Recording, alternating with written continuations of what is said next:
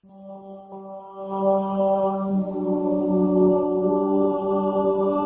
the beginning, there was... The Bitchspot Report. Welcome to the Bitchspot Report, the conservative atheist podcast that's not afraid to tell the truth, the whole truth, and nothing but the truth. Every week, your hosts, Cephas and Mike, will take on the latest religious and political news and examine the world around us from a distinctly conservative and skeptical perspective. Join us now for this episode of the Bitchspot Report.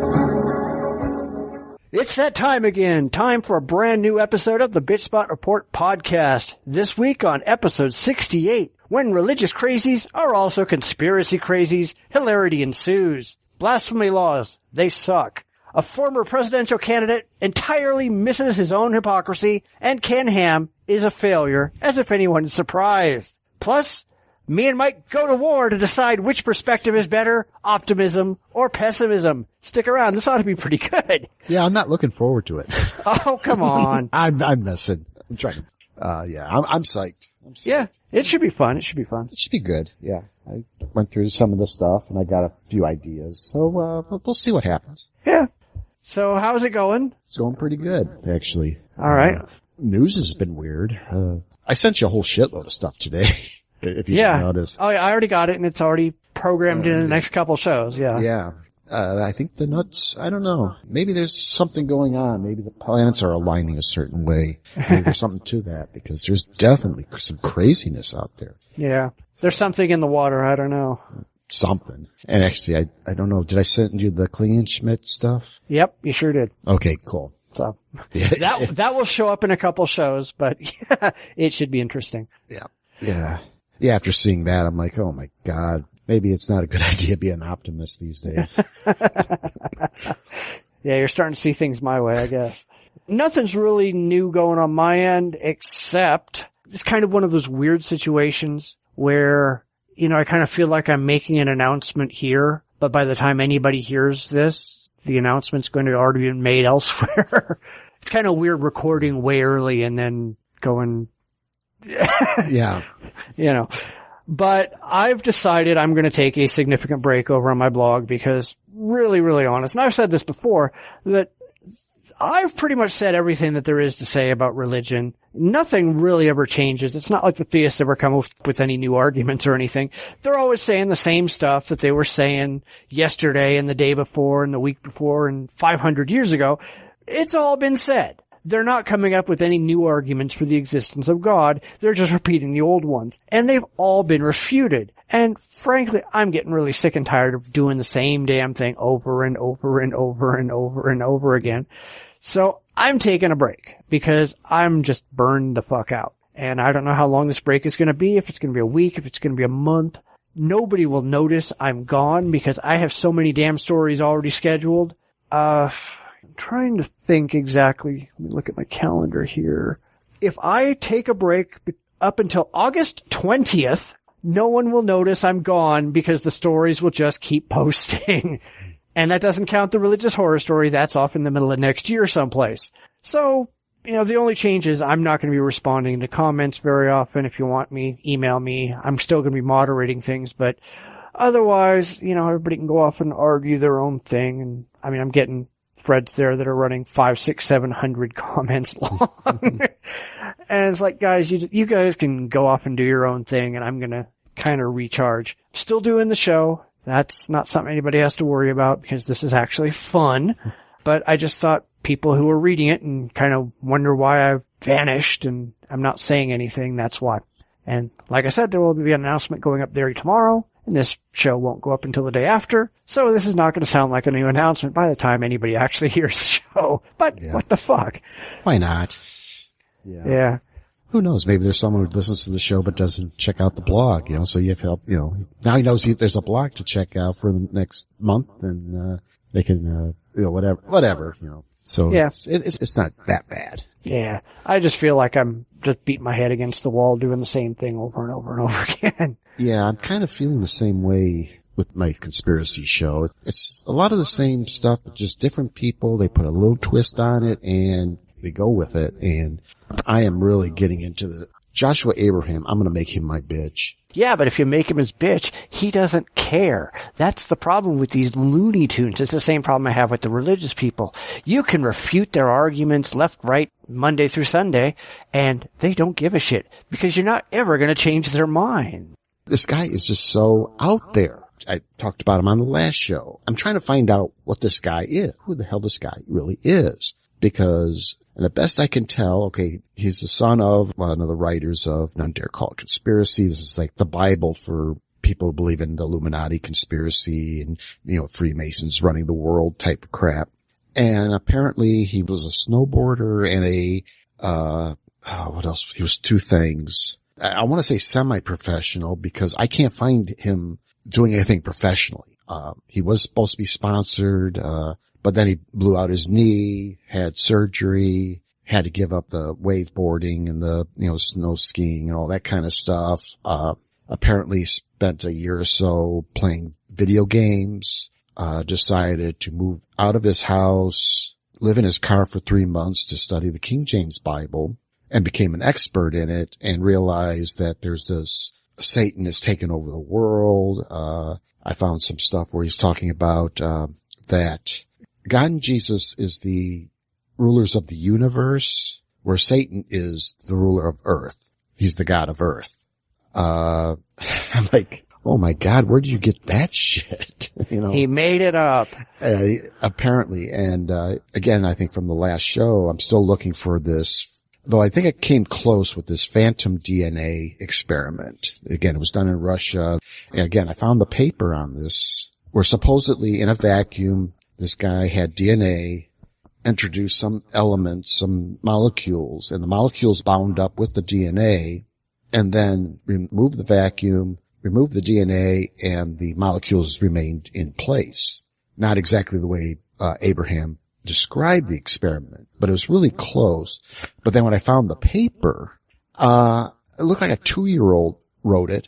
Didn't even look like a press release. It looked more like just a bunch of jumbled, like someone cut and paste a bunch of graphs into a web page and calling it a study. And even that, it didn't really explain anything.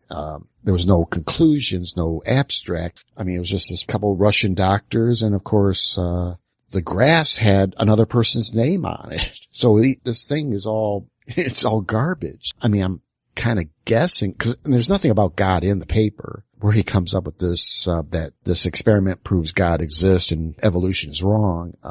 I just don't get it. And, I'm still looking. I still keep finding these, where you could talk to DNA and it will change. And that's supposed to be proof of God and, some type of creator. Because if you could talk to DNA and change it, then yeah, apparently that's somehow proof of God, where again, the experiments don't even mention, when you go into the papers, we don't even mention anything about talking. It's had to do with, microwave frequencies beamed at the DNA will flip the molecules around. That's about all it will do. It's almost like, if you irradiate something, you can modify the DNA structure or redo the DNA, and that can create cancers and stuff like that. So again, there's nothing here, anything I found that DNA proves God exists. So, but this guy is convinced that Satan is ruling the world, and I don't need to go into the rest of the crazy stuff. Listen to last week's show and you'll get the whole gist out of it. Yeah. But it's like, Gwyneth Paltrow being convinced that your emotions affect water and all that Emoto crap. It's like, these people, where they get these ideas, I don't get at all. What's even scarier? Actually, I almost forgot about that. Like a day or so after she said that, I turned on the TV, I was flipping through channels, fell on that TMZ, that entertainment show with what's his name? And it just happened to Gwyneth Paltrow. Oh, cool. Maybe I can see another opinion on this. And I'm assuming this is paparazzi people. They chase stars all over the place. And she goes, well, I took science in college, and when we looked at water under a telescope, that you could actually see the water molecules. And I'm like, oh my God, no wonder people buy into this stuff. It's like, I had a girlfriend who was just loved watching those shows. And I'm like, I love the comment, when The Patriot came out, And, they're talking about Mel Gibson as a colonial soldier and all that kind of stuff. And it's just, he goes, it's just so weird that he had an English accent. And I'm like, oh my God. Don't you understand that these people were English before the revolution? These were people from England. They would have an English accent. Yeah. Quite frankly, I would say probably the few accurate, portrayals was Gibson's role in that movie. The rest of them, all the American talk and that was much later. And, but just this mentality that permeates these shows. But when I saw the Paltrow stuff, I'm like, oh my God, these are people they call themselves journalists, because she was claiming to be an expert. She goes, I know all about this, this sure water she stuff. does. And I'm like, oh my God, oh no, we're doomed. Yeah. Well, I mean, last night I was really bored, so I sat down and watched Iron Man 3, and holy shit, now I can't look at her the same way, because you just look at her and go, fuck, she's stupid. That just ruins all the movies that she's in. Yeah. You sit there and look at her and go, God damn, I used to like her. Now she's just a fucking moron. Right. And speaking of fucking morons, maybe we should just get to the news, because it's more of the same. More of the same, yeah. Let's go for it. And now the news. The takedown of the Constitutional Republic of the United States of America is in full motion in 2014. This is it. The Illuminati Freemasons are determined to dismantle the original Republican form of government in order to finalize the transformation of this country into a godless pagan cesspool of Freemason fascism. Look at the insanity of what Obama is doing with the invasion of illegals into Texas and Arizona. Officials say that at least 1,000 illegal immigrants are crossing into Texas from Mexico every day. Sheriff departments in border counties are being overwhelmed by the invasion. The invasion is being encouraged and aided by the Obamanista communist regime in the White House. They are coming at the American people from every direction. Homosexual rights, gun confiscation, illegal immigrant amnesty, and so on. Crazy end-time broadcaster Rick Wiles is pretty sure the U.S. is about to collapse, and he strings together a whole bunch of things that have nothing to do with each other to prove it. He claims that America is transforming into a godless pagan cesspool of Freemason fascism. What the fuck does that even mean? Absolutely nothing.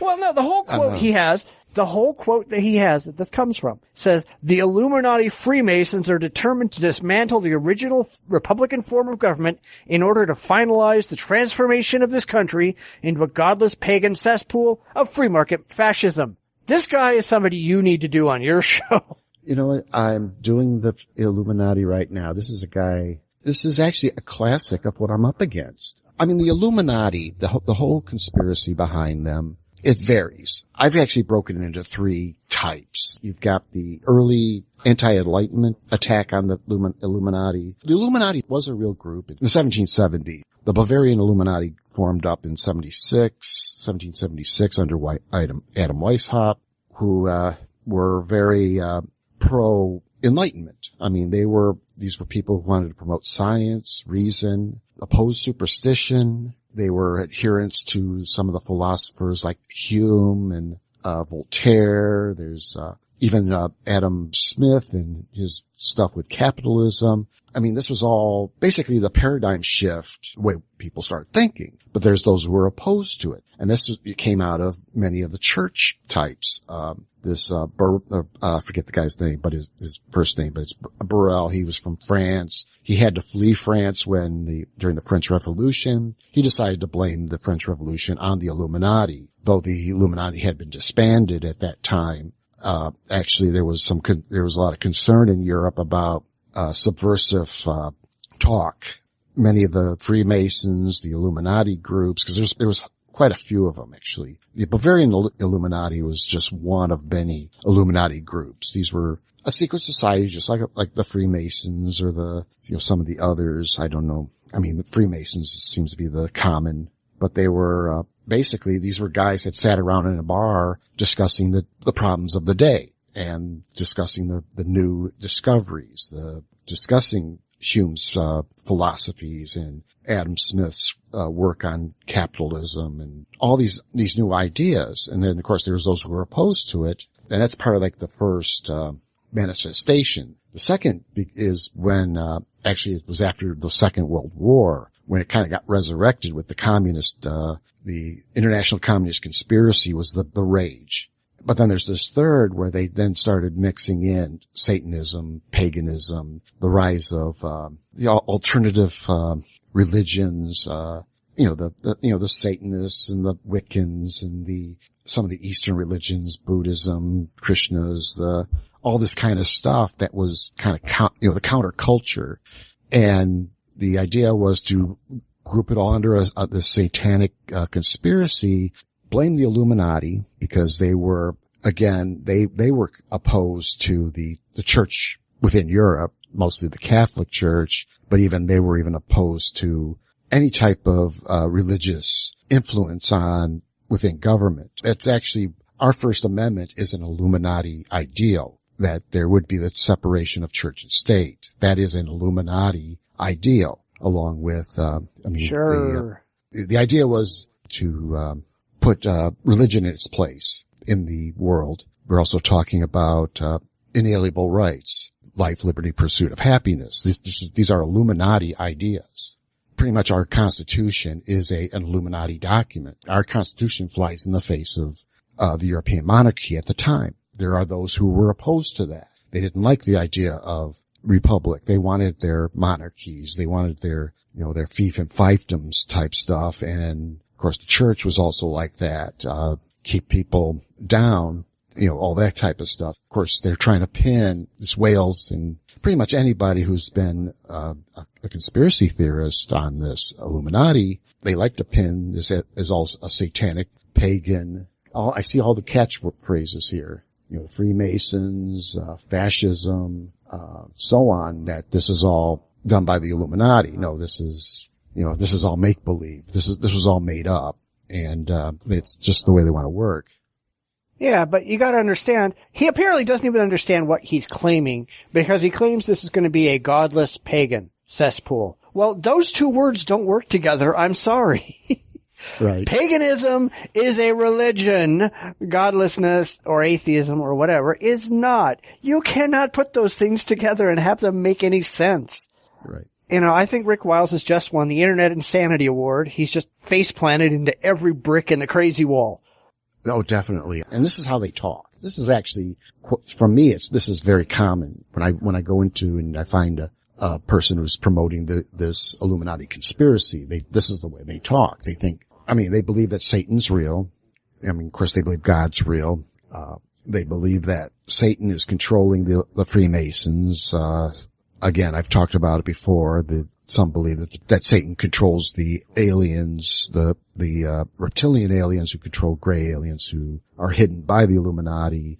It's to make it sound like, yeah, there's these demons and there's Satan, Lucifer. They don't really make that distinction. It's, they'll either say it's Lucifer or Luciferian, or they'll say it's Satan or Satanist. They'll use those terms. They apparently not knowing which one's which.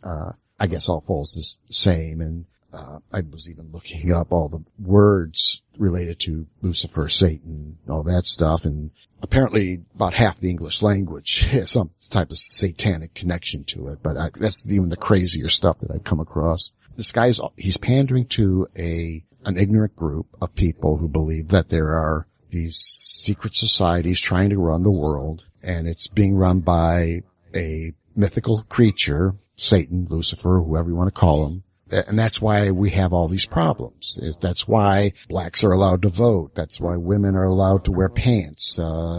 You name it, whatever they're opposed to. Oh, it's Satan in his influence on us because, he's ruling the world. Yeah. True Christians who can identify this, because we're all blinded. Apparently we're all blinded to the fact that Satan rules the world.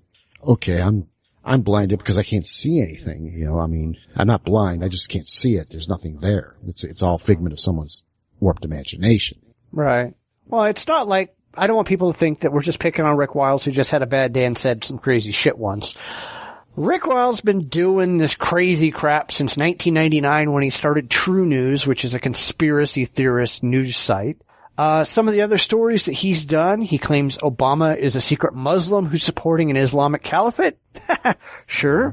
He thinks our buddy Pat Robertson is an embarrassment for daring to speak out against creationism. Granted, we'll agree he's an embarrassment, but for different reasons. And he thinks that the Bilderberg boys, they've already picked Hillary Clinton to be the next president, and therefore she's gonna win. This guy makes Klingenschmidt look normal. And that's pretty scary. Yeah, I'm just looking at the site here on the web page. I mean, all but it's Rick Wiles. Is that just because we got Rick Wiles up here? But Game of Thrones he's after. I mean, the Clive and Bundy thing. The Bilderberg. I'm surprised he hasn't talked about that. I mean, he's definitely it's this delusional. I mean, he should have put down the crack pipe maybe a little earlier than what he did, because this is all stuff that, I'm sorry, I just don't find any evidence that, I mean, even the Bilderbergs, I mean, I can go talking about Bilderbergs, but that's nothing. Those guys are nothing. It's like, you go to a conference, go to TAM, people talk, they throw out ideas. You might walk away from it with a new vision, maybe not. That's what Bilderberg is. It's private. Nobody really knows who says what there. And it is about politics, mostly about, U.S., European, politics and foreign relations. That's what Bilderberg is about. That was what was formed. I've seen the secret, agendas that come out of Bilderberg, and they're not really secret agendas. These are just like, they wrote a paper on U.S. policy in, name a country, and what the United States feels that they should be doing. These are just discussions, not really a brainstorming, but these are just ideas. There's nothing nefarious. Policy doesn't come out of these guys. Granted, they are guys with money. They may have influence in government through their, through supporting candidates and stuff like that. I mean, especially in the United States. But, on the same token, some of the stuff they talk about would never fly here because the whole country would be up in arms over. I mean, literally. And, this fear of the Bilderbergs or the Council for Relation or the Trilateral Commission, all this stuff is all make-believe. It's fantasy. And, I mean, there's nothing in any of these meetings I've ever seen talking about wiping out 90% of the world population, which what these guys like Wiles believe. I mean, they believe what they see on the Georgia Guidestones. I mean, if you're familiar with that, there's all this New World Order crap on it. You have no idea who put it up, where the ideas came from, but it's definitely a fantasy. Somebody is pulling someone's leg on that one. And, I mean, there certainly are those who do believe. They're few and far between about population control. There is, I think Holdren did say in his earlier days about a reduction in the human population, but I think he was talking about laws and required, birth control. Try to bring the population into a neutral or maybe even reverse population. But that was 20, 30 years ago. He wrote this stuff, and he hasn't wrote anything along that line since then. But Alex Jones finds it in one of his books and freaks out over it. And this is their game plan. This is their game plan. And all it is you scare the stupid people who buy into this stuff. Yeah. That's all this is. But they're all delusional anyway. You sit down and say, well, this stuff is a fantasy. Well, fuck, these are the same people who are out there sitting in pews on Sunday morning, believing in other fantasies, and they've got all these conspiracy crap ideas that they've just thrown in a blender and, made this mishmash of garbage. Yeah. And then they buy into all of it. And, it's no surprise that the same people who buy into these conspiracies buy into gods and buy into everything else. If you can come up with any other kind of weird, bizarre, woo-type belief, they probably buy into that too. These are probably anti-vaxxers and all that stuff too. Oh yeah. That's the whole thing. That's everything in a nutshell. Literally. Yeah. Well, they're in a nutshell, all right. Yeah. They're in a nuthatch. Yeah, that's probably better. I think I said enough. All right. Well, let's go ahead and move on to some more insanity. Okay. This is from Daily News Egypt. Egyptian sentenced to 6 months for contempt of religion. A Luxor school teacher was sentenced Sunday. This is an article on June 16th. A Luxor school teacher was sentenced Sunday to 6 months in prison for contempt of religion, a charge stemming from an incident in which the teacher allegedly insulted religion in front of her students. According to the Egyptian Initiative for Personal Rights, the teacher, 23-year-old Damana Imad, only presented a comparison between religions in ancient, middle, and modern ages, as mentioned in the curriculum. Let's see, she was also fined 100,000, I don't know what the Egyptian currency is. And the Sunday's verdict cannot be appealed. This is the second person to be charged with contempt of religion in 2014. Let's see, because there's got writer Karam Saber was found guilty of contempt of religion over a book of short stories he published entitled Where is God? This doesn't sound like it's a blasphemy law, it's just contempt of religion. Don't they stone people for blasphemy? If this is just contempt, they might be just getting jail time. I don't know. I'm kind of I don't think that they stone people in Egypt. I don't think they stone people in Egypt. They do in other places, but not in Egypt. You know, and these ridiculous blasphemy laws they're just pissing the shit out of me. I mean, you can't see anything that isn't in full support of the local imaginary friend, or you get fined, jailed, and killed. Seriously? Yeah. It's ridiculous. It really, really is. And some of the stuff is just so absurd. I mean, there was a Christian man, and I'm going to destroy his name, so I apologize to begin with, but the guy's name was Kirilo Shaki, who was accused of contempt of religion because he liked a social media page entitled The Knights of Christ. He liked a page on Facebook. I mean, seriously, who the fuck goes to jail for liking a Facebook page? And who the hell has time to follow all of your people around to see who and what they like on Facebook? Doesn't the government have better things to do? Seriously. Apparently not in the Middle East. I don't know. I know they've got some pretty strict, access rules and stuff like that. I mean, China, they probably about almost half the internet's blocked to them, you know, and, they can't get news from outside. I don't know what it's like in Russia or some of the other places. I mean, even those that seem more progressive, they still have, filters and firewalls built up, you know, on the country's internet. I mean, North Korea, come on. I mean, the first person, and he was just teaching from the curriculum. And I don't know why there has to be a big deal over if it's a case where you can get in trouble for this. This is like an entrapment thing almost, you know, where, you know, when you're trying to compare religions. I mean, Egypt, it has a rich religious background and, being able to compare the old with the new, but, you know, I don't know if it's just that you get some, you know, the wacko Muslim who, I mean, I know that there was the story about the Sphinx and, why it's missing its nose. It wasn't because the French shot that was using the Sphinx as a target practice. It was a local Muslim who was mad that the natives were worshiping to that, you know, the Sphinx head. And he went out there and started chiseling away at the features on the face of the Sphinx. The villagers turned on him and killed him, tore him shred to shred. So, this is very weird, or not really weird, but, you know, there's these stories, you know, and the thing about the religions there, I mean, Egypt is it does have a very rich past. A lot which of is being ruined by Islam right now.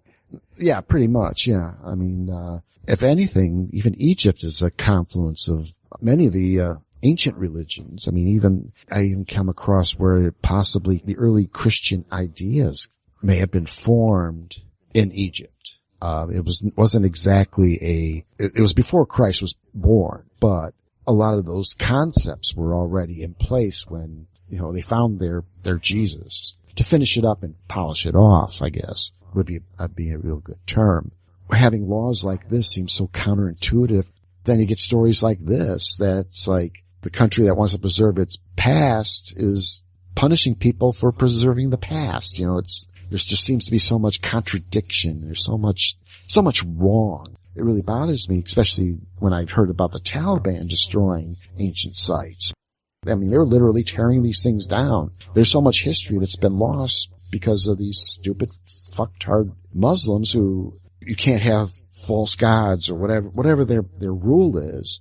a lot of these sites, they have no idea if there's gods being present, you know. They don't even have any clue what the site is. But, you know, they see a picture on the wall, that means you gotta tear it down because it's probably a god. You know, it's like, come on, you know, you're doing more to destroy our past than trying to save your future, you know? Well, they don't care about saving the past. And that's the thing. Egypt has a strong history of wanting to preserve its past. Muslims are not part of that past. They don't want the old gods. They don't want the old religions. They don't want any religions but themselves. They want to punish anybody for doing anything that falls outside of their modern beliefs. So yeah, if they could go out and blow up the pyramids, they'd be more than happy to do that. Yeah.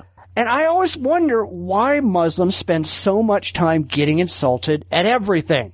It's only the insecure, those who aren't sure about their beliefs, who get upset when others don't follow them. So why are the Muslims so damn insecure? And the same can be said about the Christians, who get pissed off anytime anyone dares to insult their beliefs. What is it about religion that makes people so utterly insecure that we gotta have our gods and we gotta fuck up everybody else who has their gods? Right. What's wrong with these people? Oh wait, take a drink. Sorry. I gotta stop saying that. Yeah, I really wish I knew. I mean, I wish it was a switch that you can just pop the guy's head open, like a dip switch, you know, on the back of their head, you know, just flip it over from stupid to smart, whatever the thing is. Because to me in the Muslim world, and it's somewhat true with the Christians and the rest, but it seems to be, to me, it seems to be more the Muslims and the, you know, Islam and all that kind of stuff. It's just the religion seems to be so counterproductive when at one time it was probably the more enlightened of the religions. It was Islam that brought a lot of our, you know, the science that we have today. If not brought it, it preserved a lot of science that we have today. Now it's completely the opposite. Science is bad.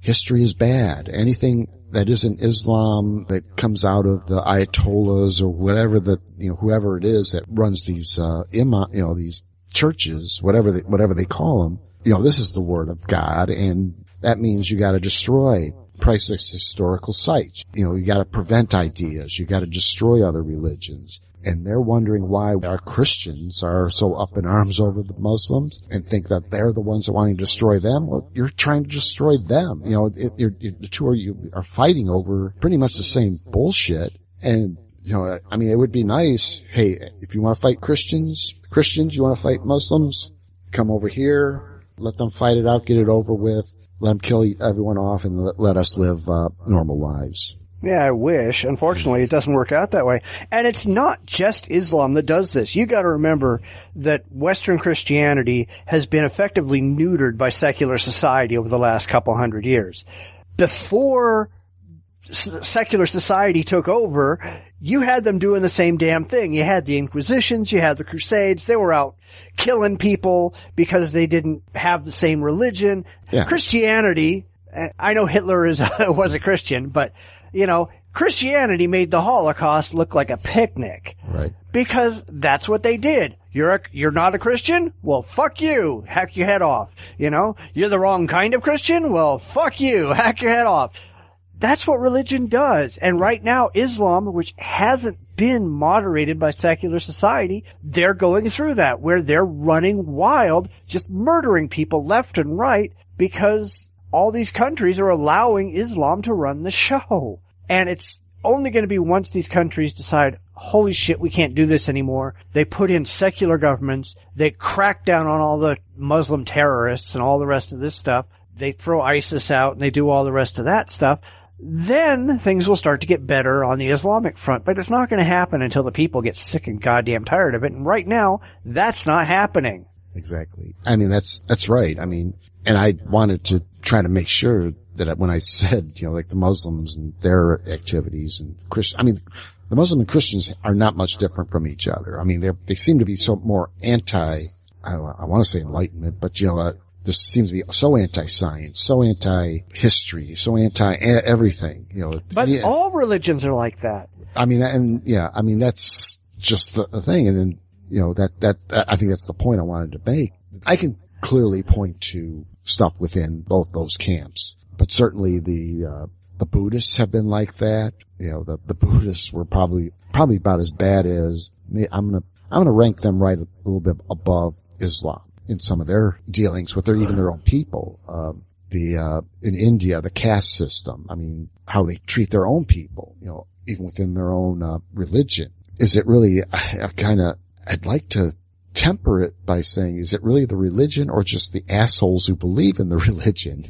That's what I'm kind of wondering, because, all these religions preach love, but I guess as long as you believe that same invisible creature, then you're okay. But if you don't, then you gotta die, and, I want to say, it's not the fucked up religion, it's the fucked up people who believe in these religions. But without the fucked up people, you wouldn't have the religions at all. True. I mean, let's be real honest. How many people out there are worshiping all the old Egyptian gods? Not a whole lot. Those religions really have no impact on the world. Yeah. I mean, they're stuck in musty old history books, but, nobody really worries what Ra and Set and Osiris care about, really. Yeah, true. And we go right back to this whole insecurity thing. All of these religions, they're really terrified of the future. They're terrified that something that science comes up with is going to overturn all of their beliefs. Largely, that's already happened, and it's a little bit too late to worry about it. But that's why they hate science. They hate progress. They hate all these things because they've got these sets of beliefs, and they don't want anything to ever change them. And if you allow change to happen, they lose power, and their beliefs start seeming more ridiculous than they already are. So right. I'm not surprised that they're anti-progress. They're pro-stupidity. Oh, definitely. Yeah. I would end on that, actually. All right. So why don't we do that? Okay. He uses our war authority, threatening third world countries with a cutoff of foreign aid if they don't adopt his views on the gay rights agenda. That's what America and our power and our influence is now being used for around the country. The president's obsessed with this issue. He issued another executive order about it this week. Another executive order for a narrow special interest group. He's repealed Don't Ask, Don't Tell for homosexuals and replaced it with Don't Ask, Don't Tell for Christians. Yes. Gary Bauer told the crowd at a recent Road to Majority conference that President Obama is obsessed by gay issues and that if his secular agenda is successful, the Republic will be destroyed. This is unintentionally hysterical, considering Bauer was at a conference of far-right religious lunatics who can't stop thinking about gay issues. This is another one of those completely crazy religious Looney Tunes that we keep talking about, to whom reality doesn't seem to impinge on their imagination. Oh, no. I don't know. What's this obsession? Come on, Larry Flint. Find some dirt on this guy, please. I mean, what is the obsession with gay rights by these people? I don't know why it scares them so much. It's not like you allow them into your churches once you find out. I mean, if you find out there's homosexuals in your church, you run them out. That's what they do, and, I mean, I don't see what the big deal is other than the fact that maybe they have to bake a cake for a couple that are getting married or, I don't know what to make of it, but to say, it's Obama's fault and he's going to destroy the Republic. Like, dudes, I don't think you understand. You're missing something here because I don't see how the Republic is going to suffer if gays were given marital rights or whatever you're opposed to, Yeah. I mean, Obama's doing a lot of shit to fuck up the Republic, but gay rights is not one of those things. I'm sorry. Yeah. This might be someone like I would, try to point out during the elections. If this is the voice of Republicans, why are we voting Republicans? Well, I mean, getting right to that though, you gotta remember Bauer he's a former president of the Family Research Council, which we've talked about many times before. He was a presidential candidate in 2000, but failed to attract any real attention, so he lost. He's currently president of American Values, and he serves on the board for both Christians United for Israel and the Emergency Council for Israel. All right, this guy is a complete and total nutcase. And he's another one of those people I wonder if he even listens to what he's talking about. He said that Obama repealed Don't Ask, Don't Tell for gays and imposed it for the Christians. Since when? All right, nobody's saying Christians can't talk about homosexuality all they want, and in fact, they do, constantly. Gary Bauer's doing it right here. All right. They haven't gone to jail for it, but what they really want isn't the ability to talk about it. It's the ability to impose their views on everybody else. They don't want to be able to talk about gay rights. They don't want to be able to talk about their religious views. They want to be able to force people to do what they say. And when they can't get that, they run around like the sky is falling, and it's suddenly a horrible thing where they're going to be loaded into boxcars and shoved in the ovens and all the rest of that. Yeah. These people are so completely out of their goddamn minds. I don't know what to say to these people. You know, again, you know, like, I mean, I'm kind of leaning back on this, you know, on my conspiracy background here. And I mean, this is definitely, you know, create fear, scare your constituents. Yeah, if we allow Obama to do this, it means the destruction of the republic. You know, that is a scare tactic, and definitely the people he's talking to. I mean, I love the memes that have been popping up.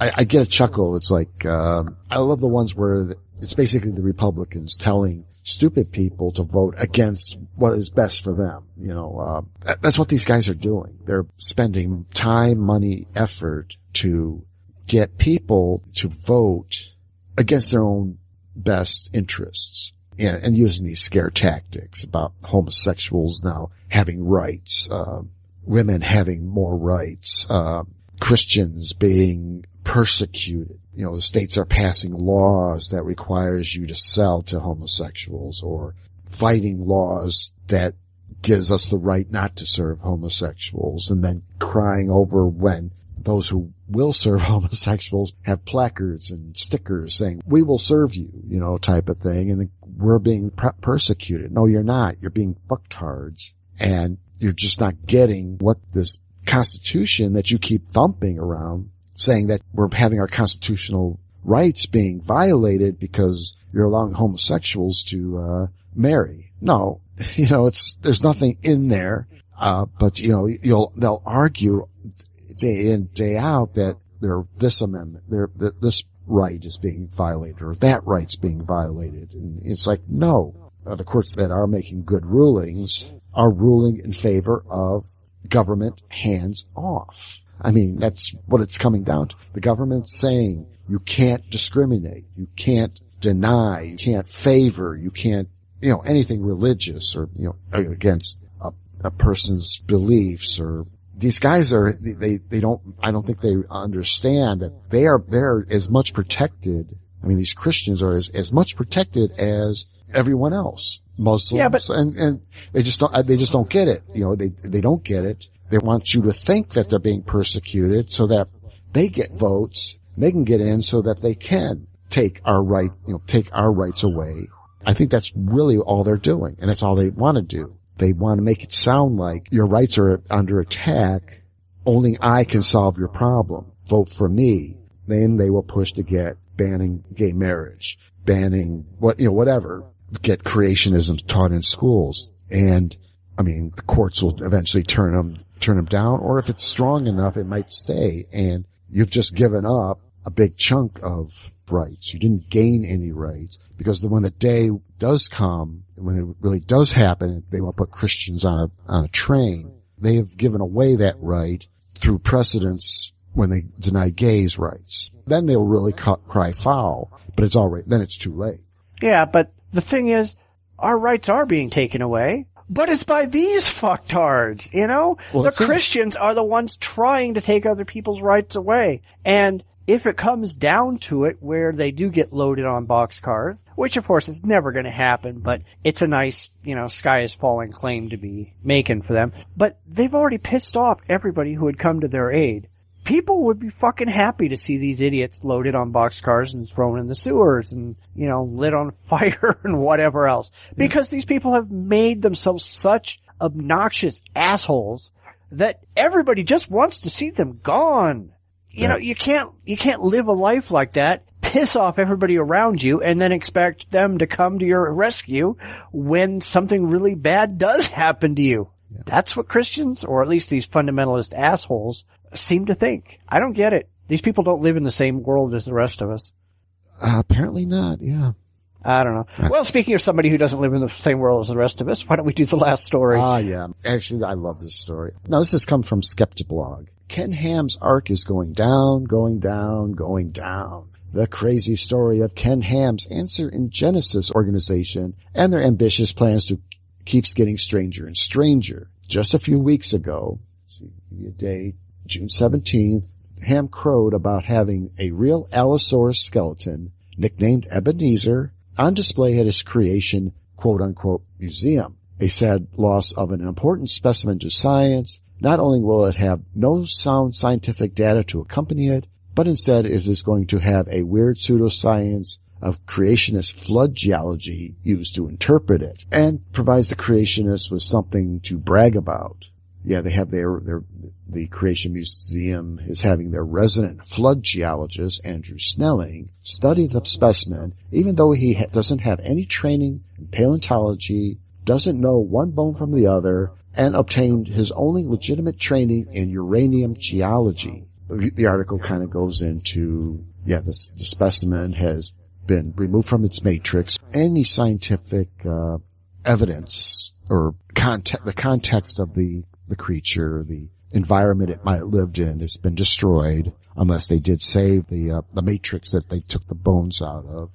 But basically, there's a very good chance that these guys totally destroyed a valuable, because it's almost complete Allosaurus skeleton, a very important find, and would have been, if it was handled by proper scientists, it would have probably yielded a lot of good information more information that would probably refute the Ken Hams of this world. But then further into the story, even sadder, the specimen was bought with the backing of Michael I don't know how to pronounce his name, Perocta, whatever, and the whatever foundation, a notorious racist white supremacist organization, which Ham has not repudiated. Instead, it feeds Ham's excessive dino envy, in Ham's own words. While evolutionists use dinosaurs more than anything to promote their worldview, especially to young students, our museum uses dinosaurs to help tell the account of history according to the Bible. For decades, I've walked through many leading secular museums like the Smithsonian in Washington, D.C., and have seen their impressive dinosaur skeletons, but they were used for evolution. Now we have one of that class for our museum, and it will help us defend the book of Genesis and expose the scientific problems with evolution. Not so much, no. Right. But again, right after this, back in 2010, Ham promised to build a huge $172 million Ark Encounter theme park, complete with a full-size Ark replica in Wilmington, Kentucky, near his Creation Museum. Ham managed to get the Commonwealth of Kentucky to promise $40 million in tax incentives. I'm hoping that's $2 million in new roads to reach his remote location. No, it's $2. It's $2. It's $2 in new roads. Okay. I'm hoping, I don't know. Okay, $2 in new roads to reach the remote location, and he got the city of Wilmington to commit $62 million in municipal bonds for his project, plus a 75% property tax break. Although altogether, Ham got various public entities to commit over $100 million in taxpayer dollars to aid his supposedly $172 million investment in the Ark Park.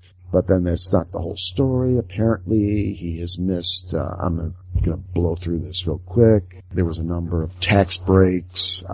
There's bonds that were issued, bonds that have been purchased.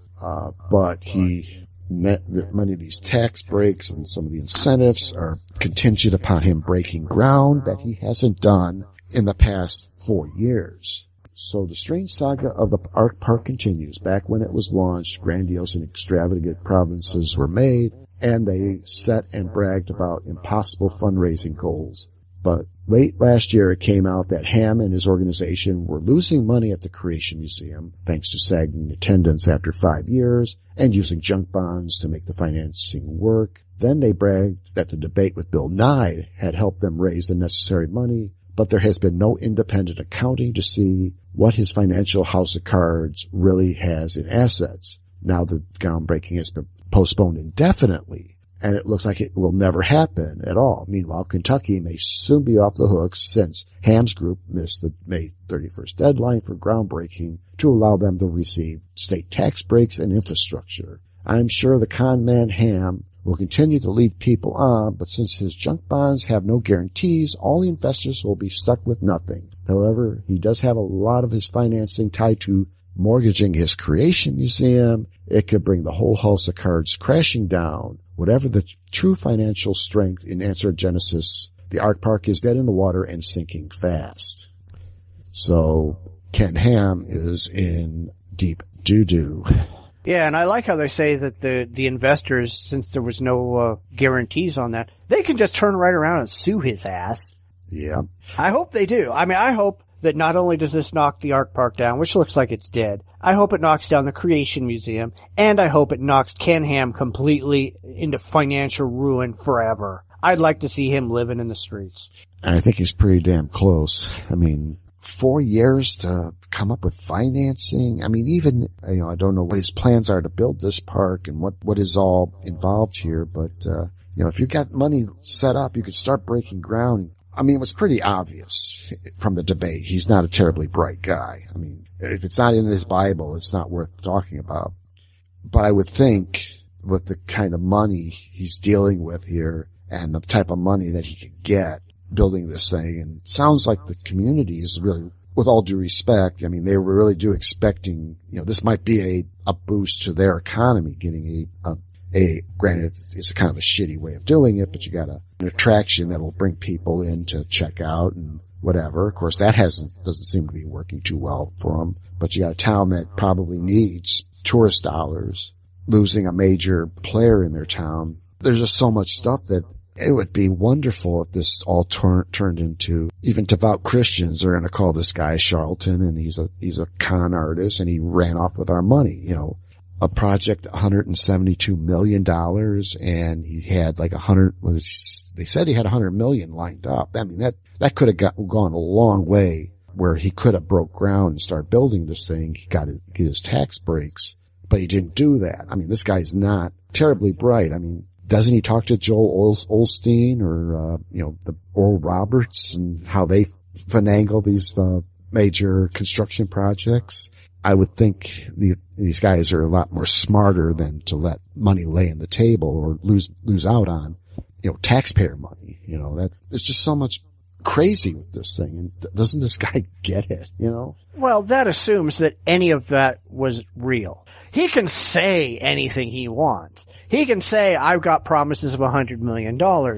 Okay, where is it? Show it to me. You've got people who've said, we will give you money, or you've got people who have given you money. There's a difference between the two of those. Yeah. I'm willing to bet you that he had a bunch of people who said, yeah, I'll give you some money. And when he went back to them, they said, we were kidding. But he would never admit it because it would make him lose face. And, or it could be contingent, hey, you got to break ground on this day. We'll give you, $10 million.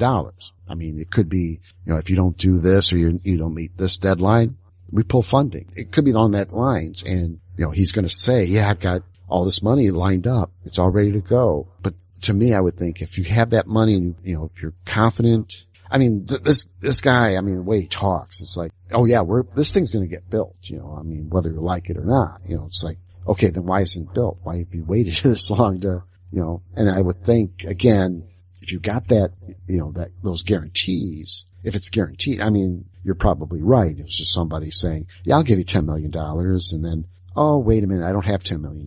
So will you take 50 cents, whatever, Ken Ham is not going to say, oh yeah, I just lost a bunch of backers. He ain't going to say that because then, the ones that have committed and maybe have already paid in may want their money back, so I'm sure there's definitely something fishy going on there. And, I'm surprised that there isn't some type of transparency, especially if you're dealing with bond sales and junk bond maneuvers and stuff like that. If there's banks involved, I'm sure there's some type of filings. I don't know. There's got to be something there. Why hasn't anyone said, you're claiming all this, where is it? Type of thing. And heck, maybe he spent it all to buy that, Allosaurus, Fossil. I mean. Yeah. That or hookers and blow, you pick. Right. Yeah. Well, I mean, it's just bizarre that anybody will give these people money. And he's just like all the rest of the evangelists. He really is. They all make all kinds of ridiculous claims that they can't back up, including the existence of God. So it's not really any surprise that he's just a charlatan and a con man, and he's just trying to rip people off and get people to give him money for a project that is never going to happen. So yeah, I think he needs to get the shit suit out of him. Personally, I would love to see Bill Nye shoot the shit out of him over all of the crap that he pulled with the money that was made off of the debate. Bill Nye, if you're listening, go do that. I mean, the guy ripped you off. Even though we warned you not to do that, the guy ripped you off. Go sue him. You know, take this asshole out and flog him someplace. Yeah. Somebody needs to. You know, maybe if we start with Ken Ham, then we can move on and do it with Pat Robertson and all the rest of these other people. Actually, Pat Robertson would like it, but he's into that. He's into that S&M stuff. Yeah. Yep. Yeah, we got audio on that. Yep. And here it is. And the demon was leading her to try to get involved in some kind of a sexual context where she would be beaten and hurt. And we call that SM like it's some wonderful experience in their magazines with these whips and chains and leather gloves and belts and what have you. But yeah, I really hope somebody goes after him, and I hope he gets shown to be the fraud that he is, just like that stupid Andrew Snelling guy who's a complete fraud. You know, it's good to see all of these people finally going down and getting what they deserve. Yeah, called out for what they are. Yeah, and that's really what we need to do more. Definitely. All right, well, I think we need to hit the main event. Sounds good. This is the main event.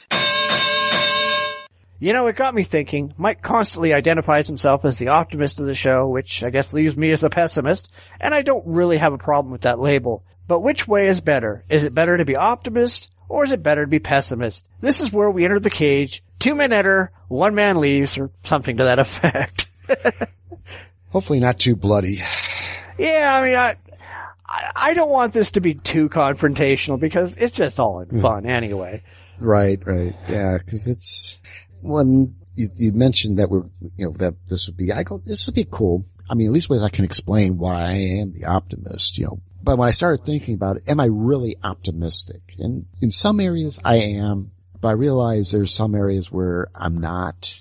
So, how do you want to start? I've got my story. Oh yeah, go ahead. Okay. Because, I mean, I was born in 1962. The Vietnam War was on TV, but you know what? I didn't understand what these guys were doing over there. The most exciting thing for me was watching the space program and seeing a man walk on the moon in 1969. It really was like, I mean, it was the coolest event that I can remember from my childhood. I was just so into space. I wanted to be an astronaut. I wanted to fly the Apollos and all this stuff. I mean, and I was such a science geek. I mean, it would be just so cool to go to the moon or maybe go to Mars. And, of course, there was all these, everything that was going to go along with it, advancements. And then even in the 70s, again, there was Watergate and, the Vietnam War was still kind of churning around.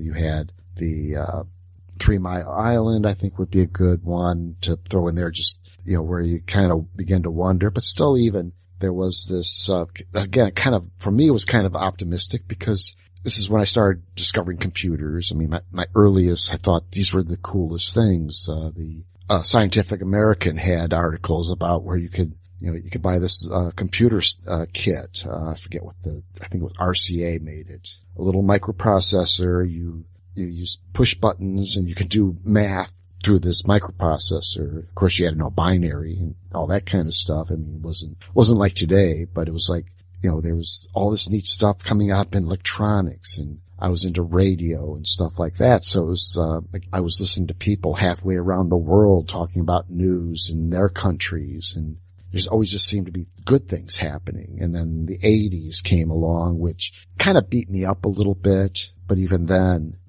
computers were becoming more and more robust. I want to say, there was that article in Popular Mechanics. I was a subscriber to Popular Mechanics, the same issue that Bill Gates read and decided he was going to write the operating system for the IMAC 100? I forget the computer. I mean, I read the same article that Bill Gates read, probably at the same time, and he creates a corporation out of that. And it's like, well, you know what?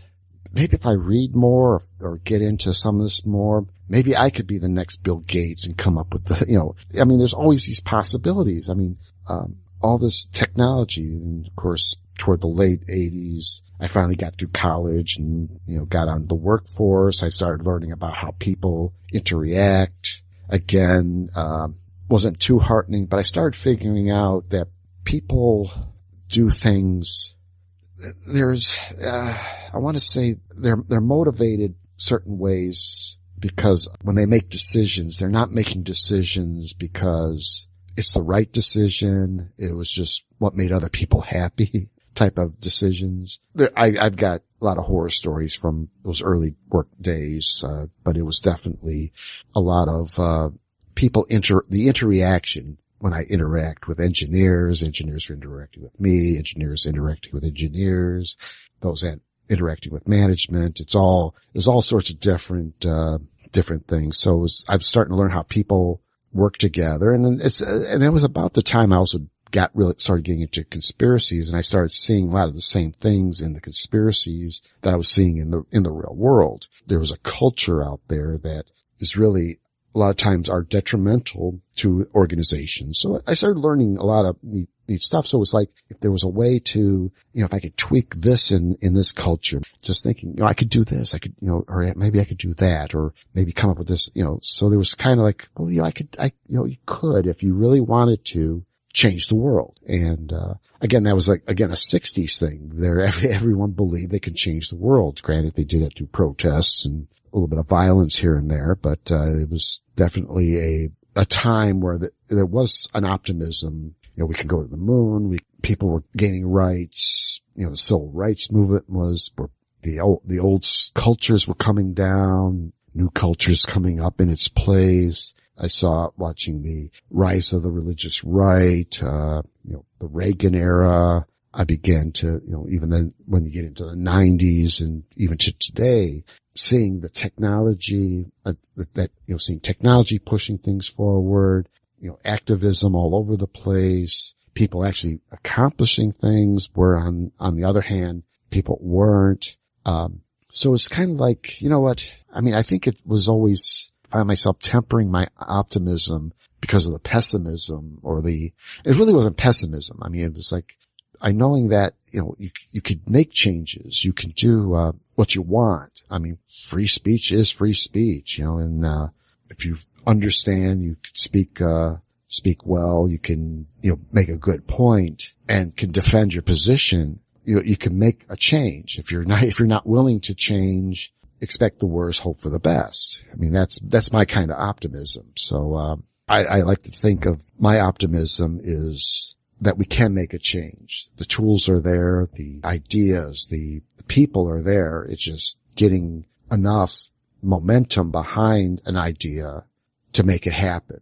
And if you don't believe in the idea, if you're somewhat pessimistic in the idea, it's not going to move forward or not move forward as fast or as clean enough to make a change. But, just having the belief that you can make the change, being optimistic enough that you can affect the change, and hopefully it happens. And, it may or may not. Again, that's life. Yeah. Well, going off on my side, I'm not really a pessimist. I'm a realist. I accept what comes, and generally, let's be honest, predicting the worst outcome is generally more realistic than predicting the best. And if you're wrong, you can be pleasantly surprised. If the best thing happens, fantastic, but that doesn't happen an awful lot. It was H.L. Mencken who said nobody ever went broke underestimating the intelligence of the American public. And he was absolutely right. And it doesn't just apply to America, it applies to humanity in general.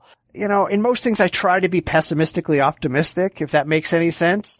I'd like to think that things are going to work out fine, but in my experience, most people are stupid, irrational sheep who will just screw everyone else around them over for their beliefs, no matter how ridiculous their beliefs are. Most rational people tend to be pessimistic. Or at least they allow for negative things to be more likely to occur than positive things. And if we look at history, that's pretty much what happens, especially in recent history. I mean, we don't really see people going out there and just great things magically happen to people just because they all really wish hard and hope for it to happen. Right. If you look at the data, pessimists tend to make better leaders. And they are more resistant to irrational woo beliefs and false advertising and that kind of stuff. The skeptics tend to be pessimists. The people who are optimists tend to be the religious. And that's, that's kind of important, I think. I mean, we look at things more critically and more suspiciously than the optimists. We think that others are going to be dishonest, and we try to look at the idea from all angles before we acknowledge that it's safe to buy into. And let's be honest, the people who are out there sending their Social Security checks to Pat Robertson and, giving their money away to the Nigerian princes and all the rest of that, those are people who just think, well, I'm going to give somebody my money and everything's going to work out great. Yeah, it doesn't work that way, does it? No. Yeah, I mean, I would probably agree, except you had the link for that quiz. Right. Defensive pessimist. And apparently that's what I am, actually, according to the test. I took it and I'm like, oh, okay. And because when I looked at the questions, I go, okay, I do try to think through what I'm buying into. I don't just blindly, accept if it sounds like a great idea. Okay, tell me more. If it still sounds too good, say, okay, now what's the catch? I mean, there's always a catch. So I think calling myself an optimist, I like to think of myself as being optimistic. Fortunately, I think I have the proper tools to deal with the woo and that type, because that's really what it comes down to. I do want proof before I will buy into, I saw a guy walk on the moon, so it's like, cool. I want to do that, and there's a very good chance I could do that. So there was that boost in optimism. But when, the mid-'80s, I was struggling finding a job. It's like, I didn't blame the economy. I didn't blame the companies I was interviewing with. It's just, I wasn't qualified enough to get that job, especially when there's probably 100 people this guy has to interview a day for that particular position. So I just, hey, I didn't get this one. Let's go to the next one. I do believe there's a reality, there's a realistic aspect where, yeah, people can be assholes. They want to pitch you, stocks, various scams, you name it. And, I go through my websites, I get these, the spam messages, and I'm looking at it. It says, how can anyone buy into this? I don't bank with, such and such bank in Abu Dhabi, so why are you sending me a statement of a transfer? It's like, I have no connection to you people, so, why are you sending me this? Well, cause it's spam. It's a scam. You're going to try to get my information. Okay. Delete. Boom. On I go. So buying into a Nigerian scam, it's like, you're going to send me all this money and all I got to do is send you this much and I'll get 10 times. Bullshit. That people aren't like that, so there is a realism there. There is a reality that there are people who wants to cheat. There's people who want to, sell you something, whether it's legitimate or illegitimate. There are people who wants to sell you that, God exists. That's all they're doing. They're trying to pitch this idea. I need a reason. Give me a reason. Give me some information. Why should I believe that? Why should I buy that? Do I really need that? That type of thing. If you're an optimist, you just don't do it blindly. You gotta think. Maybe I'm technically not an optimist, but I like to feel that I'm optimistic, because I think, at least my optimism is, I believe that people will realize or understand or will eventually come around to the idea that we're being lied to, or we're being cheated, we're being bamboozled. Our elected officials they're making us vote for them so that they can press forward and take care of their real agendas, whoever corporations have bought them. I mean, my optimism is I think enough people are going to eventually realize that these guys are lying scum, and will eventually start voting, either voting them out or calling for real government. Get me a real candidate. Stop sending us these retards and these Bible thumpers and that type of stuff.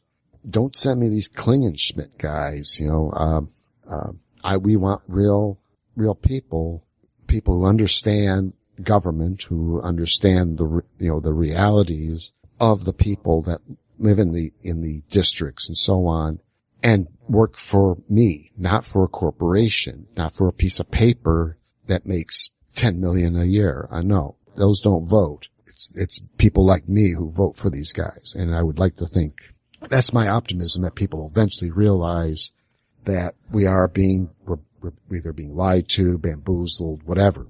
Yeah, but see, I don't buy that at all. I don't think people are ever going to change. I don't think they're ever going to wise up and go, hey, we've been getting fucked in the ass for the last 50 years. We need to change. I don't think they'll ever change. And going back to that quiz, which I put up just for people to take, just to give them kind of an idea.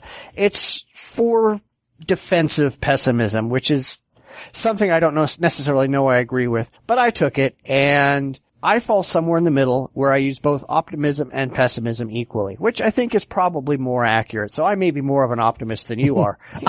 I'm not particularly doom and gloom, although based on what I say on this podcast, because of the specific subject matter that we do talk about, it may come across that way because we tend to talk about some pretty depressing things here. Yeah, and you're right. It never changes, and people still buy into it, and that's the sad thing. I'd like to think that eventually someone's going to wake up and say, wait a minute, that's all bullshit. Why am I following this guy? Or why am I voting for this guy? Well, before we go too far out on a tangent, I wanted to step back and look at that defensive pessimism thing again. It's really defined where an individual has very low standards for themselves and dwells on negative possibilities, such that when things go better than expected, they feel better about themselves and about the situation. Defensive pessimists tend to be very successful, and they tend to use their low expectations to push themselves to do better. I don't know that defensive pessimism really describes me, though, because I have very, very high expectations for myself. I just have really low expectations for the overwhelming majority of the population. I expect most people to be stupid, and I'm very, very rarely ever disappointed, because most people really are pretty stupid. When you look at the majority of the population who are religious, for example, or who vote really stupidly, or who react emotionally to everything, and they never bother to think about the things that they're doing or the things that they think or the things that they believe. Those kind of things are pretty normal, I think, and I expect people to be generally idiots and kind of follow around charismatic leaders who tell them things that, like you said, are probably pretty bad for them, but they're going to do it anyway because this guy looks good on TV. One other thing that I wanted to bring up, I said earlier that pessimists tend to be very good leaders. Pessimists, according to studies, also tend to lead longer, healthier lives. Optimists, especially older optimists, and I don't know if I put this in the show notes or not, but I think I did. Older optimists tend to live shorter lives and less healthy lives. And I don't know why that is, and I haven't dug into the research on it, but I just thought that was something interesting that came up. But anyway, let's go ahead and get back to where you're going, the whole political thing, and kind of see where that plays out. I mean, I hate to use the term sheeple. That seems to be what the conspiracy people like to use. But, for me, I do look at the candidates. Who am I voting for? Who's out there? Who can I vote for? And, I try my best. Who do I want? And try to figure out who this guy is. But, you know, I try to check the people out who's running and try to make a decision. Maybe not the best, but you know what? I gotta do something. I just can't sit on my hands and say I can't vote for any of these guys. You know, I gotta figure out who to vote for. Oh, I agree with you entirely. And we've talked about this before, where most of the candidates that are put up for the vote really aren't worth voting for. And it's not like you can sit down and say, hey, this guy is great. I'm going to vote for this guy. Or I'm going to support this guy because I agree with his platform. You're usually stuck with 2 candidates, 3 candidates, 4 candidates, depending on, you know, how far down the third party candidate rabbit hole you want to go. You've got all these people who you can't support at all because none of them have a good position and none of them have a good platform. So you really are left with either not voting, which I agree with you. I don't do. I always vote because if I don't vote, I really can't bitch. I can't just say which is the best candidate because most elections, there is no best candidate. There is no good person to put in office. You gotta pick the least worst candidate because that's really the only choices that you have.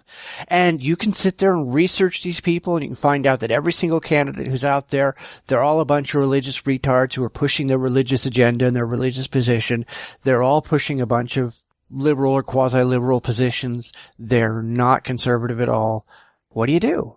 Do you just write in Mickey Mouse? I mean, Mickey Mouse would be a better candidate than most of these people, but let's be honest, that's probably not a very valid move to make. And even if Mickey won, I don't think Mickey would be elected. But, you know, it's like, I would like to think that at some point people will start waking up. You know, it could be just, you know, listening to someone like me or you to say, come on, people, these guys are screwing you over. These guys have no clue about the Constitution. You know, they have no respect for the Constitution. They only respect their pocketbooks. And you keep sending them money. What's the deal? You know, now they're running for offices. They're getting elected and they're taking away your rights. Someday you may need voting rights. They're taking, you know, I mean, there's the stuff in, I think, was it Ohio that just did something with where you gotta have the, I think we talked about it, where you had to have ID and all that kind of stuff. Yeah, but ID is a good thing because you don't actually have the right to vote in this country unless you're an American citizen. So those who don't have IDs, those who can't prove that they're an American citizen, they don't actually have a right to vote. Yeah, granted, I mean, there's nothing preventing you from getting a state ID or something like that. They wanted a driver's license. In some cases, they're looking at ways of taking away your voting rights. I mean, I'll give Jim Cabell a nod here because, yeah, the libertarians in Illinois have to get 10 times, or was twice the number of signatures than the 2 main parties have to get. The Illinois state law is prohibiting third-party candidates from getting on the ballot. And that was all because of the Illinois voters allowing it to happen. Because they were stupid.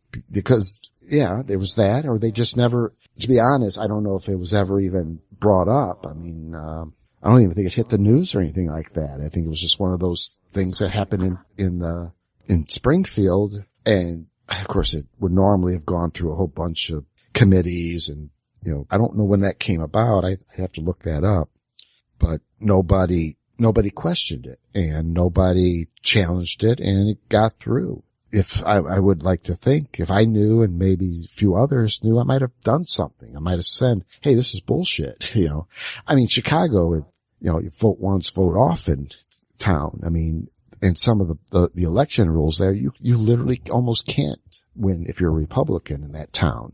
If you're not a Democrat, you're not going to win. And I would like to think that somebody, again, and this is where I think where I should probably have conceded that Chicago don't have the brains. People in Chicago don't have the brains to realize that, you know, the Democrats run Cook County, which is the county that Chicago's in. They pay the highest property taxes just behind Los Angeles, but I think right above New York. They pay the highest property taxes. They pay the highest sales tax, again, right behind Los Angeles. They pay the highest fuel costs. I live one county next to Cook County. I pay half of what a person in Cook County pays for my gas, for my cigarettes, for my alcohol, for everything. And nobody complains.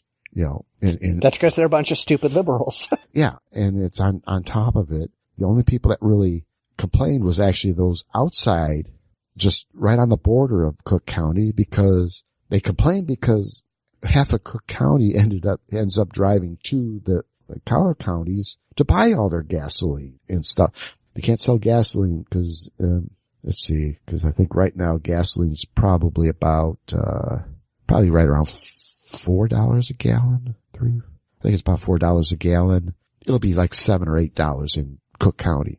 7 or 8. Then maybe almost 9 in downtown Chicago if you could find a gas station there. But they all end up in the collar counties paying $4 a gallon. They'll buy their cigarettes. They'll buy everything. So, it's been causing traffic issues, people going out. Sure, people are always going to go where it's cheaper. I mean, it's like here in California, if you live up by the Oregon border, there's a lot of people who just go across the border because there's no sales tax in Oregon. So all the businesses in California are getting hurt because nobody will shop there. Nobody will buy anything there. They just tootle on across the border and get it cheaper. Of course, you also can't own a gun in Cook County, so they're all going out to the collar counties to buy their guns. There's a bunch of scams going on with that, where they might use a DuPage County address, or get someone in DuPage County to buy the gun for someone. And there's guys that will do that. They'll happily do that. I mean, a few guys have gotten caught doing it, so it's not, it doesn't happen too often. And, it's usually when a crime happens. You would almost think that these people would say, enough is enough. Well, county's not paying these kind of taxes. DuPage, Kankakee, even Indiana. And Indiana's a little different. They got a different taxing structure, but it's cheaper to go to Indiana to get your cigarettes and gasoline than it is in Illinois. And yet nobody in county council or the city council, they don't think anything's wrong. There might be one or two that might say, hey, my people are being beat up on taxes. It's like, oh, well, they're going to have to deal with it. Yeah, because they don't care, because the people are too goddamn stupid to vote these fuckers out. Right. So, yeah, people are stupid, like I keep saying. Right. I would probably go on record to say that more than likely these guys, it is the Democrats, and they use almost really close to, communist, it's a communist country there. From talking to people who escaped from communist countries, Cook County runs very much like a communist state. So, I'll leave it at that. But it's like, I would like to think that someone would wake up.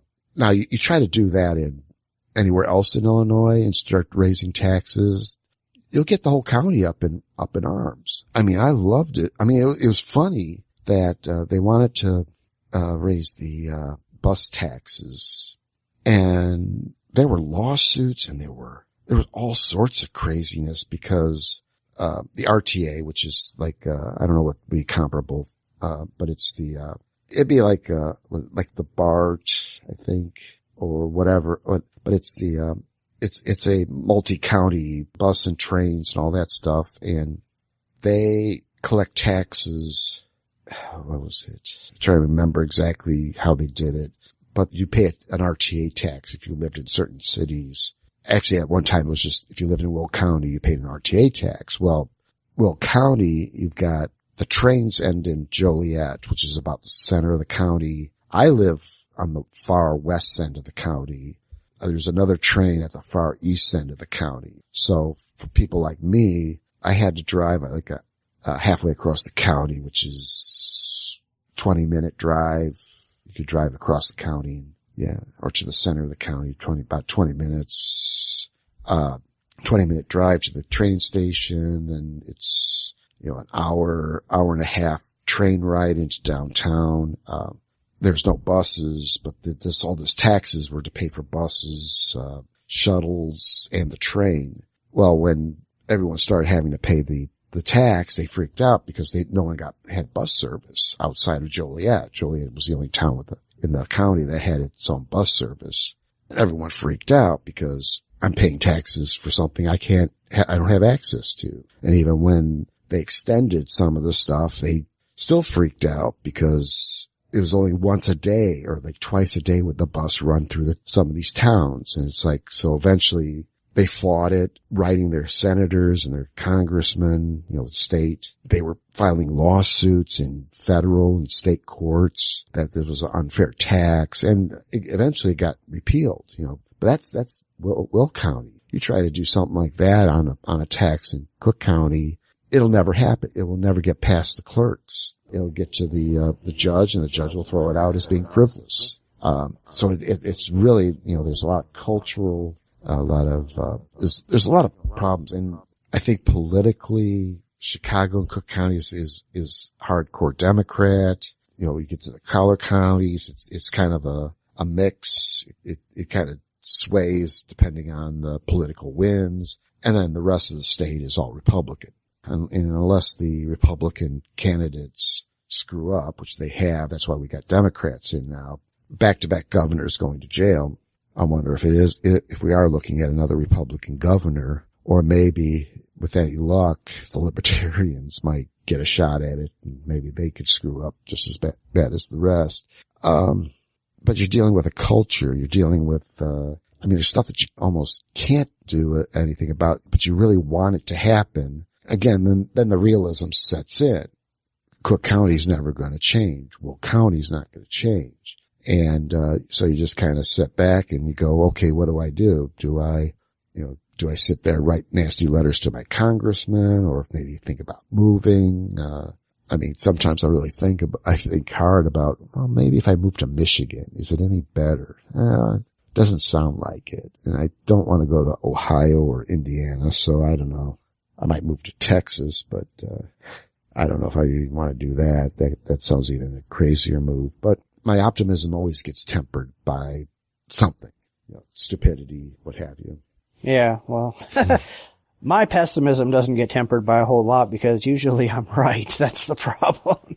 Yeah, I don't know, but it's, like I said, I like to think that there's some people out there who wants to fix things, and maybe it's just a question of getting them together or getting the right message in the right place at the right time or something like that to affect a change. You have to want it, type of thing. It's not just wishing.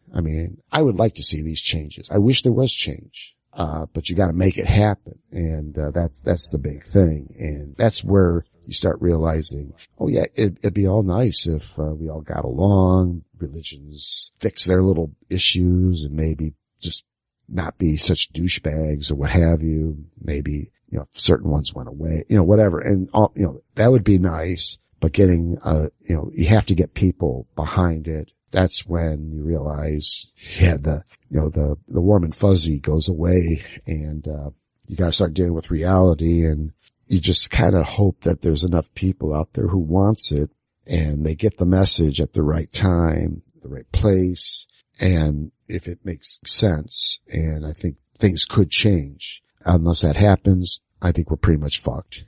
Yeah, well, I think we're pretty much fucked anyway, so. Yeah.